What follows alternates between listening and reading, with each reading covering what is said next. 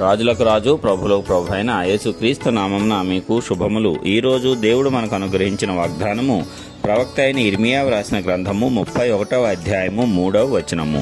శాశ్వతమైన ప్రేమతో నేను నిన్ను ప్రేమించుచున్నాను గనుక విడువక నీ ఎడల కృప చూపుచున్నాను. ప్రియులారా, ఈ వాగ్దానాన్ని మనం గనక చూసినట్లయితే దేవుడు మనలను శాశ్వతమైన ప్రేమతో ప్రేమిస్తూ ఉన్నాడంట. నిన్ను నన్ను మనందరినీ కూడా ఆయన ఎంతగానో ప్రేమిస్తున్నాడు. అలాగే ఆ ప్రేమ శాశ్వతమైనది. అంటే ఆయన మనం చేసినటువంటి తప్పిదములను, పాపములను, దోషములను అన్నిటినీ కూడా భరించాడు. మరి ఆయన పరిహరిస్తూ ఉన్నాడు. మనం పాపం చేసేసాము కదా అని చెప్పి ఆయన మనలను ప్రేమించుట మానటం లేదు. శాశ్వతమైన ప్రేమ అంటే అర్థం ఇదే. మనము ఇంకా ఆ పాపంలో ఉండగానే ఆయన మనలను ప్రేమిస్తున్నాడు. మరి ఆయన ప్రేమను పొందుకున్నటువంటి మనము, ఆయన కృపను పొందుకున్నటువంటి మనము ఆ యొక్క పాపము నుంచి బయటకు రావాలి. అలాంటి మనస్సాక్షిని మనము పొందుకున్నప్పుడు మాత్రమే అది సాధ్యమవుతుంది. దేవుడు నన్ను ఎంతలాగా ప్రేమిస్తున్నాడు, నేను చేసిన పాపముల కొరకు తన కుమారుణ్ణే నాకు మారుగా శిలువ మీద అర్పించాడు అనేటువంటి మనస్సాక్షి గనక మనలో వచ్చినట్లయితే అప్పుడు ఇక మనం పాపము జోలికి పోము. ఆయన ఎలాగూ మనలను ప్రేమిస్తున్నాడో మనము కూడా ఆయనను ప్రేమింపబద్ధులమై ఉన్నాము. ఎందుకంటే మొదటగా ఆయనే ప్రేమించాడు కాబట్టి తిరిగి మనము ప్రేమించాలి. ఆయన యొక్క ప్రేమను మనము కూడా పొందుకొని మన యొక్క ప్రేమను కూడా తెలియజేయాలి. మన ప్రేమను ఎలాగూ తెలియజేస్తామంటే మన యొక్క ప్రవర్తన ద్వారా, మన నడవడిక ద్వారా, మన వాక్యానుసారమైనటువంటి జీవితము ద్వారా ఆయనను మనము ప్రేమించున్నట్లుగా మనము కనపరుచుకోవచ్చు. ఆయన అంత గొప్పగా ప్రేమిస్తున్నాడు కాబట్టే విడువక మన ఎడల కృప చూపిస్తున్నాడంట. అంటే మనము తప్పిదములు, పాపములు, దోషములు చేసినప్పుడు ఆయన మనలను విడిచిపెట్టటము లేదు. తిరిగి నా బిడ్డ పశ్చాత్తాపం పొందుతాడు, తప్పును తెలుసుకుంటాడు, తిరిగి నా యొద్దకు వస్తాడు అని కన్న తండ్రి వలె, తల్లి వలె ఆయన మన కోసము ఎదురు చూస్తూ ఉన్నాడు.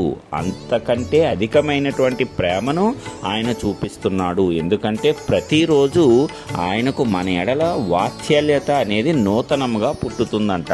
అంత గొప్పగా ఆయన మనలను ప్రేమిస్తున్నాడు. మరి ఎంత ప్రేమించినటువంటి దేవుణ్ణి మనము మోసము చేయకూడదు.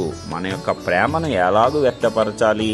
వాక్యానుసారంగా నడుచుకోవటంలో వ్యక్తపరచాలి. అయితే వాక్యానుసారంగా నడుచుకుందామని అనేక మార్లు ప్రయత్నించినా మనము ఆ యొక్క పొరపాట్లలో, దోషములలో, ఈ లోకం యొక్క ఆశలలో పడిపోతూ ఒక్కొక్కసారి పాపంలో కూడా పడిపోతూ ఉంటాము. అయితే దేవుణ్ణి విడిచిపెట్టకుండా తిరిగి ఆయన కృప కొరకు ఆయన యొద్దకే వచ్చినట్లయితే ఆయన నిన్ను సరిచేసి తిరిగి సరైనటువంటి మార్గంలో నిన్ను నడిపిస్తాడు. దాని ద్వారా ఆయన యొక్క కృపను నీవు పొందుకోవటమే కాకుండా ఆయన ఇచ్చేటువంటి ప్రేమను శాశ్వతంగా నీవు పొందుకుంటావు. అంటే నీవు పాపము, దోషము చేసినప్పుడు ఆయన ప్రేమ తగ్గిపోదు. అలాగని సరే దేవుడు ప్రేమిస్తున్నాడు, ఏదైనా సరే ఆయన భరించేస్తాడు కదా, తిరిగి నేను పాపం చేసేసి ఆయన యొద్దకెళ్ళి క్షమాపణ అడిగేస్తే సరిపోతుంది కదా అనేటువంటి మనస్సాక్షి అస్సలు ఉండకూడదు. దేవుడు కోరుకునేది అది కాదు. ఆయన కృపను రుచి చూసిన ఏ ఒక్కరైనా సరే ఏ మాత్రము పాప జీవితాన్ని ఇష్టపడరు. పాపంలో నుంచి బయటకు రావటానికే ఇష్టపడతారు. తిరిగి ఆ యొక్క పాపపు జీవితంలో ప్రవేశించటానికి నిజమైనటువంటి ఆయన ప్రేమను రుచి చూచిన ఏ ఒక్కరూ కూడా సిద్ధపడరు. అదే కృపలో ఉన్నటువంటి గొప్ప ఆధిక్యత.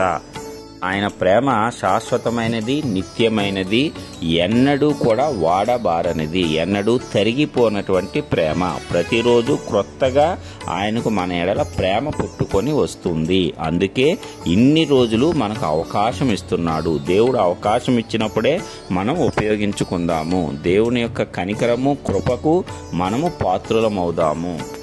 దేవుని యొక్క ప్రేమను సరిగా అర్థం చేసుకుందాము. ఆయన యొక్క ప్రేమను, ఆయన వాత్సల్యతను ఒక వ్యక్తి సరిగా అర్థం చేసుకుంటే ఇక ఏమాత్రము పాప జీవితంలోనికి ప్రవేశించడు, ఏమాత్రము దోషకరమైనటువంటి పనులు చేయడు. కాబట్టి ప్రియులారా, ఈ వాక్యం ద్వారా మనము బలము పొందుకొని దేవుడు మనలను శాశ్వతమైన ప్రేమతో ప్రేమిస్తున్నాడు కాబట్టి ఆయన మన ఎడల కృప చూపుతున్నాడు. ఆ కృప విడవకుండా చూపిస్తున్నాడు.